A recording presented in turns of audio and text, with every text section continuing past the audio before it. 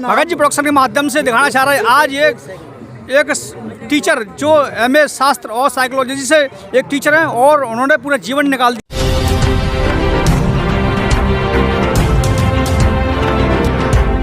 यहाँ आपसे कुछ दो क्वेश्चन पूछना चाहते हैं। जी पूछिए। तो यहाँ जो सत्संग संत रामपाल जी महाराज का हो रहा है, ये किस प्रकार का सत्संग समारोह है? आपने थोड़ा सत्संग सुना? नहीं, जो उच्च संतों के जो विचार होते हैं वही विचार रामपाल जी के, और बहुत अच्छा माहौल है। उनके जो है भक्त भी बहुत हैं, यहाँ आए हुए हैं, और यहाँ व्यवस्था बहुत अच्छी है और हमको बहुत सुनना हमने अभी तो बहुत अच्छा लग रहा है। नहीं, आप भी मुझे पंडित जी दिखाई दे रहे हैं, आपके गले में गमछा है कि राम का, बहुत हमें भी खुशी हो रही है, इसलिए आपसे पूछा गया। देखिए, मैं पंडित नहीं हूँ, ना मैं ब्राह्मण हूँ, मैं जो है कर्म से ब्राह्मण हूँ। और आप जानते हो कर्म जिसका होता है वही है, और जन्म से मैं क्षत्रिय हूँ, ठीक है, और पेशे से मैं जो है पूर्व शिक्षक हूँ। तो आप एक शिक्षक हैं, तो हम आपसे जानना चाह रहे हैं, यहाँ पर जो सत्संग हो रहा है ये कबीर पंथियों का सत्संग है, और कबीर ने भगवान माना है, ये परमात्मा है, इस विषय में आप क्या कहना चाहती हैं? ऐसा है कि ये अपना अपना विचार है। मैंने तो जो है पढ़ा है, मैं एमए तक मैंने एमए किया है हिंदी में और सोशोलॉजी में किया है। मैंने पढ़ा है और मैंने 40 साल जो है इंटर कॉलेज में बच्चों को 40 साल पढ़ाया है। लेकिन कबीर ने कहीं ये नहीं कहा कि मैं भगवान हूँ। कबीर जो हमेशा ये कहते हैं, साईं इतना दीजिए जहाँ मैं कुटुंब समाए और मैं भी भूखा ना रहूँ और साधु ने भूखा जाए, ठीक है। और कह रहे हैं, मेरा साईं बानिया शुद्ध करे व्यापार और बिन तकलीफ ने पालड़े तोल सब संसार।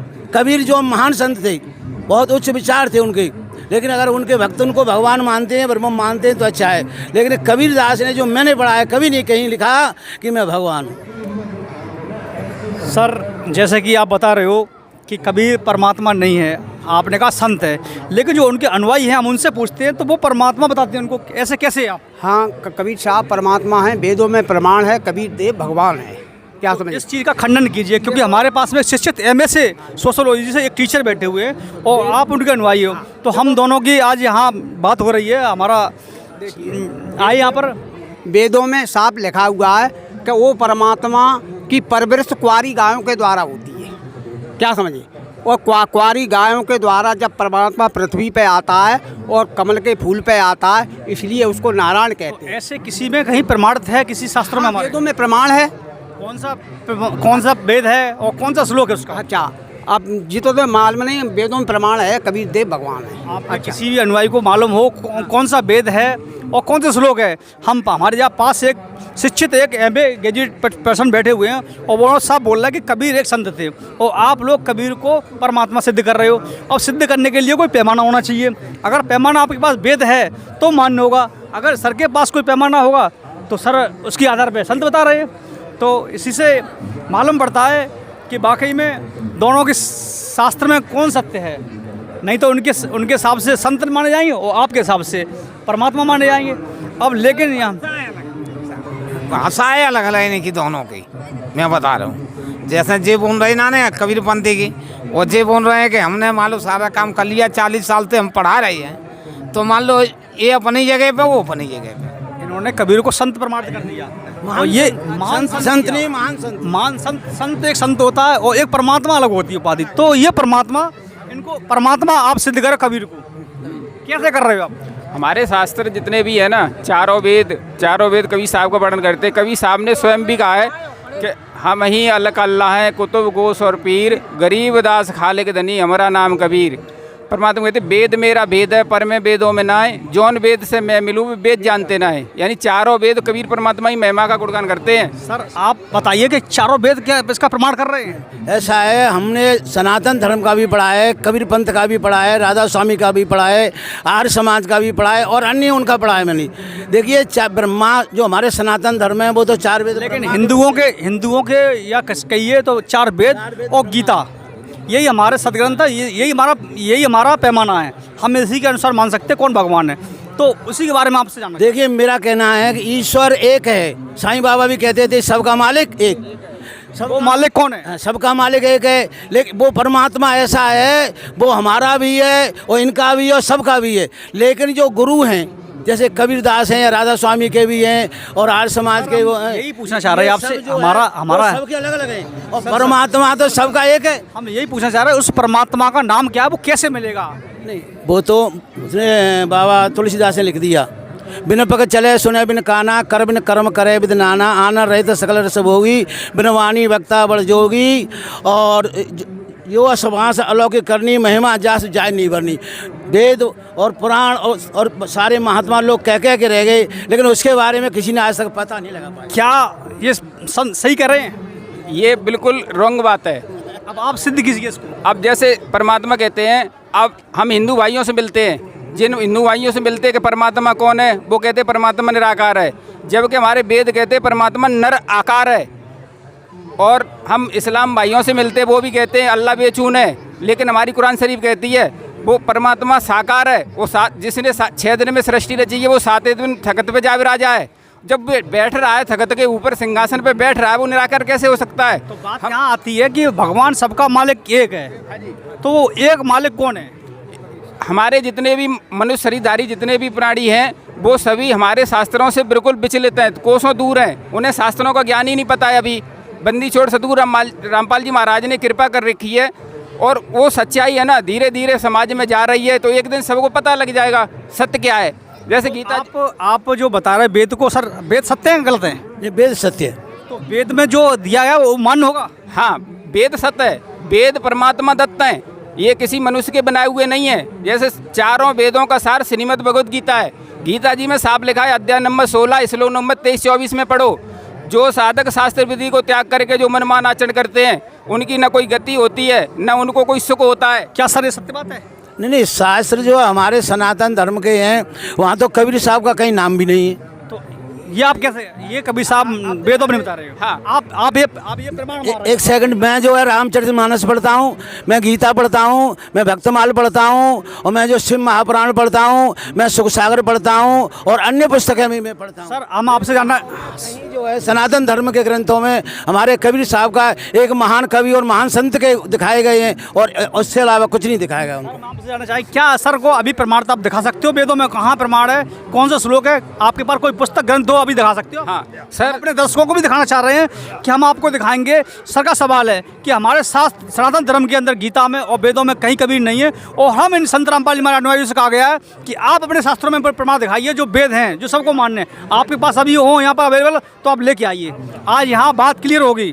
सर जी देखो, किसी भी पुस्तक को, किसी भी वेद को पढ़ना एक अलग बात है, लेकिन समझना एक अलग बात है। पढ़ तो कोई भी सकता है। जानना चाह रहा है कि आपके जो वेद हैं उसमें कबीर का नाम है कि नहीं है, वो ये जानना चाह रहे हैं कि अगर आपके वेदों में कबीर नाम है तो वो मानने को तैयार, अगर नहीं है तो वो नहीं मानेंगे। वेदों में परमात्मा के नाम लिखे हैं, जैसे कबीर अंगारी हसी, कबीर बम्बारी हसी, यानी परमात्मा बंधनों का शत्रु है और पापों का विनाशक है। यानी कबीर नाम से कबीर अमित हो जा, कबीर की शक्ति का बार पार नहीं है। लेकिन हमारे जितने भी वर्तमान के धर्मगुरु हुए हैं, इन लोगों को अपने वेदों का ज्ञान नहीं। परमात्मा कहते हैं गुरबिन वेद पढ़े जो प्राणी, समझे न सार रहे अज्ञानी, गुरबिन काऊ न पाया ज्ञाना, ज्यों होता मूड छड़े किसाना। यानी हम बिना गुरु के कोई भी शास्त्र पढ़ते रहे नहीं समझ सकते। क्या सर ये भी बात सत्य है क्या, बगैर गुरु के शास्त्र में? गुरु की महिमा तो है। गुरु की तो हमारे सनातन धर्म में हमारे जो मर्यादा पुरुषोत्तम राम हुए हैं, योगीराज कृष्ण हुए हैं, और भी महान हुए हैं, और बुद्ध हुए हैं, वो सब गुरु को सब मानते हैं। गुरु की महिमा तो है, रामचरितमानस में भी दिया हुआ है गुरु की महिमा। लेकिन आप ऐसे ये कह नहीं रहे हैं। ऐसे देखिए, मैंने चारों वेदों को पढ़ा है थोड़ा थोड़ा। सबसे पुराना वेद कौन सा है बताएं आप? ऋग्वेद है सबसे पुराना वेद। ऋग्वेद के बाद में दूसरा नंबर कौन सा है? ऋग्वेद है, अर्थवेद, यजुर्वेद है, हाँ जी, अथर्ववेद और सामवेद है। ठीक है, नहीं तो 4 वेद है, उसका सार है गीता, यानी 4 वेदों का सार आ गया। कहीं पर कबीर साहब की जो पुस्तकें मैंने पढ़ी हैं, बच्चों को पढ़ाई में, उनमें कबीर वाणी है, और भी बहुत सारी बातें पुस्तकें उनकी। कबीर वाणी, कबीर तो हमने सनातन धर्म के ग्रंथ हैं, उनका मैंने कबीर साहब का नाम जो है एक संत महान और महान कवि के रूप में पढ़ा है, और ईश्वर के रूप में कहीं नहीं पढ़ा। तो मूल चीज़ क्या है, जितने भी हमारे अब मूल बात आप दिखाइए, वो देखना चाह रहे हैं अभी आपके पास पुस्तक, वो दिखाओ, पुस्तक लेके आइए, जरूर दिखाओ भाई। हम इसको अपने दर्शकों को भी दिखाना चाहते हैं कि वाकई में वेद भगवान है कि वेद में भगवान प्रमाणित किया गया है। अब वो सर बता रहे हैं, टीचर हैं, उन्होंने बच्चों को यही पढ़ाया है, कबीर जी के बारे में वो संत थे, वही पढ़ाया है उन्होंने। अब आप यहाँ कबीर परमात्मा सिद्ध कर रहे हैं, तो वो कौन सा श्लोक है वेदों में जो श्लोक है वो दिखाइए, ताकि वो भी पढ़े जाके घर पे, वेदों को जाके दोबारा से खोला जाए कि वाकई में कबीर भगवान है। आप भगत जी प्रोडक्शन के माध्यम से दिखाना चाह रहे हैं आज एक टीचर जो एमए शास्त्र और साइकोलॉजी से एक टीचर हैं और उन्होंने पूरा जीवन निकाल दिया आध्यात्मिक क्षेत्र में। ये जो भाई साहब कह रहे हैं कि इसमें पढ़ लो, ये पुस्तक जो हमारे महाराज रामपाल जी के विचार हैं, इसमें उन्होंने लिखे हैं। किसी पुराने एक सेकंड तो सुनो, एक सेकंड सुनो। हमारे जो है वेदों आपसे हम ये जानना चाह रहे हैं कि आप इसमें आप इस पुस्तक में वो श्लोक दिखा दीजिए वेदों का कहाँ पर है। किताब नहीं चाहिए हमें, तो वेदों का वो चाहिए कहाँ पे वेद लिखा हुआ है। किताब तो हमारे घर बहुत रखी हुई है, नहीं घर पे बहुत सारी रखी हुई हैं। हमें तो वेदों का वो श्लोक बताओ कहाँ लिखा कबीर साहब। बस हम निचोड़ पे आइए। हमें तो दूध से दही से हमें दूध से मक्खन निकालना है, ज्ञान की बात है, ये ज्ञान की चर्चा है, कोई दिक्कत नहीं। आप बताइए कौन सा श्लोक है। वेद कांड नंबर 4 अनुवासक नंबर 1 मंत्र 7 में साफ लिखा है। देखो आप हमारे दर्शकों को दिखाइए और यहाँ इनको भी दिखाइए, कैमरा उधर लगाइए आप। अर्थवेद कांड नंबर 4 अनुवाद 1 और मंत्र 7 में ये लिखा है, ये तो वाणी पितरम विधिबंधु पशुपते नम सभा चा गच्छता है तम कबीर देवो। अब इसका अर्थ क्या अनुवाद देखो यहाँ जो ये लिखा है अचल अविनाशी कबीर थोड़ी लिखा ये लिखा है ना कबीर देवो। हाँ कबीर देव, कबीर परमेश्वर, कबीर अल्लाह, कुछ भी कह लो। अच्छा में ये भाई मैंने तो पढ़ा नहीं है, इन्होंने पढ़ा होगा, उसमें होगा, हो सकता है कि इनकी बात भी माने अपना उन्होंने। हम कहें आप ये बस सत्य बात है, आप विरोध नहीं, आप और भी प्रमाण दिखाइए। आपके पास अगर और भी श्लोक है उसका प्रमाण दिखाइए। ये ज्ञान की चर्चा है और अर्थवेद है, श्याम वेद है, जहाँ भी आपका प्रमाण तो वो श्लोक दिखाइए, वो घर पे जाके उसका भी खोल सकते हैं, ठीक है ना। मतलब एक ही नहीं अनेकों है ना। आपके पास अगर 50 प्रमाण हो। वेद के अंतर्गत भगवान शंकर जी की और पार्वती जी की वार्ता आती है, उसमें 101 श्लोक आते हैं, उसको कहते हैं शिव एकोत्री। उसमें साफ उन्होंने पूछा है पार्वती जी माता ने कि वो कबीर के बारे में आप बता रहे हैं, वो कबीर कौन क्या है। उन्होंने कहा वो मेरा इष्ट देव है। भगवान शंकर स्वयं स्वीकार कर रहे हैं। ने अभी सिम्हा पुराण पढ़ा है क्या? आपने सिम्हा पुराण पढ़ा? हाँ, ऐसा सिम्हा पुराण कहीं नहीं है। कबीरदास उसने कहा हो बोले बाबा ने कि कबीर मेरे जो भगवान है। हमें ये बताइए, उसमें लिखा हुआ है साहब जो है भगवान राम कह रहे हैं शिव द्रोही ममदास का हवा वो नरमो सपनों नहीं भावा, ऐसे में। और मम द्रोही शिवदास वो नरक करें नरक में हाँ बास, इस तरह का लिखा हुआ है। वो तो राम को मानते हैं, ये वो भोलेनाथ बाबा, और राम भोलेनाथ बाबा को अपना अब देखो सर यहाँ बोल रहे हैं कि शंकर जी भगवान राम को मानते हैं, यहाँ बात आ रही है। और रामचंद्र जी वो शंकर जी को मानते हैं। अब बताइए यहाँ हम भी कन्फ्यूज हो रहे हैं कि रामचंद्र जी पहले आए शंकर जी पहले आए। साहब ये तो हमारे मन में शंका ने लिया। बताइए सर, शंका दूर कीजिए हमारे। देखो राम एक शक्तिबोधक शब्द है। राम जब भगवान राम त्रेता युग में आए थे, लेकिन इससे पहले भी राम था सतयुग में। क्या सतयुग में राम नहीं था? सतयुग में राम था, लेकिन हमें ज्ञान नहीं है। वो यही कहना चाह रहा है कि शंकर जी भी राम को मानते हैं। वो राम कौन सा है वो ही राम जानना चाह रहा है, क्लियर करके। देखिए ऐसा लिखा हुआ है रामचरितमानस में, एक राम दशरथ का बेटा और एक राम घट घट में लेटा, एक राम का जगत बसारा, एक राम है सबसे न्यारा। वो सबसे न्यारा वाला राम कौन सा है? वो पुरानी हमारी वहीं आ रही है। वो पूर्ण ब्रह्म कवि साहिब हैं, वो सतपुरुष कवि साहिब हैं जो सतलोक से चल करके। अब हमें लास्ट चौथा आदि नाम है, वो बता दीजिए उसका नाम क्या है। उसका नाम तो ऐसा देगा, हम उसी को मानने का। अगर आप बता दोगे तो हम अपने दर्शकों को दिखा देंगे ये सत्य है। नहीं, देखिए इसमें तो जो अपने अलग अलग वो हैं उनका नाम तो आज तक नहीं सर, जो हमारे शास्त्र कुछ जाने नहीं पाया है। हमारे शास्त्र प्रमाणित करेंगे उसको मानेंगे, उन शास्त्र कहेंगे वही मानना होगा आपको। देखिए अब हम इसलिए कहते हैं बिन भगत चले सुने बिन काना। जिस समय द्रौपदी का चीरहरण हो रहा था वहाँ पर जो है वसुदेव कृष्ण मौजूद थे, क्यों वो पांडवों के साथ में थे। लेकिन उन्होंने पहले देखा भीष्म पिता की तरफ, गुरु द्रोणाचार्य की तरफ देखा, दशरथ की तरफ देखा, अपने पतियों की तरफ देखा। जब किसी ने उसकी सहायता नहीं की तो उन्होंने जो है द्वारकावासी कृष्ण को बुलाया कि आप मेरी कहाँ जा छुपे हो प्यारे कन्हैया, यहाँ लाज मेरी लुटी जा रही है। इस तरह कहानी। द्वारका का वासी का नाम लिया तो वहाँ से दौड़ करके वो द्वारका गए और द्वारका में जा कर के उन्होंने क्या किया कि जितने मील थे उन सारे मीलों की साड़ियाँ द्रौपदी की साड़ी में जोड़ दी, और इसलिए कहते हैं वही ब्रह्म था। उसके हिसाब से जो गीता में लिखा हुआ है, गीता के हिसाब से तो ब्रह्म कृष्ण है, और रामचरित मानस के हिसाब से जो राम है ऐसे में उसमें यहाँ पर निष्कर्ष निकल के आ रहा है कि वो श्री कृष्ण के जो ब्रह्म आए थे वो कौन थे? हम सर जी से एक प्रार्थना मतलब प्रश्न रखते हैं मतलब परमात्मा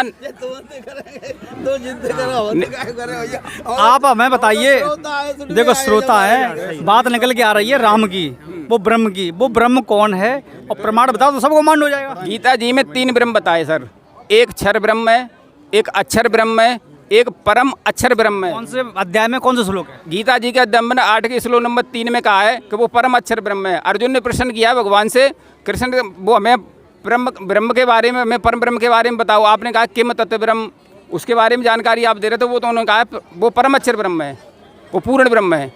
वो कवि साहब में स्वयं सतपुरुष आकर के खुद बताते हैं। दर्शकों यहाँ ये निष्कर्ष निकल के आता है कि यहाँ ब्रह्म है और एक चौथा राम भी है जो आदि राम है। यहाँ सर मानने को भी तैयार है, जो शास्त्रों में प्रमाणित होगा वो उनको मानना होगा। और शास्त्रों में ये बता रहे हैं कबीर भगवान को बताया गया है तो ये कबीर भगवान मान रहे हैं। बकाया आप लोग समझदार हो, आप लोग हमारे चैनल को देखते रहे, सब्सक्राइब करते रहे और हमारी वीडियो को देखते रहे। ऐसी बेस्ट चर्चा तुम्हारे साथ आप फिर लेके आएंगे, तब तक के लिए धन्यवाद, थैंक यू सो मच।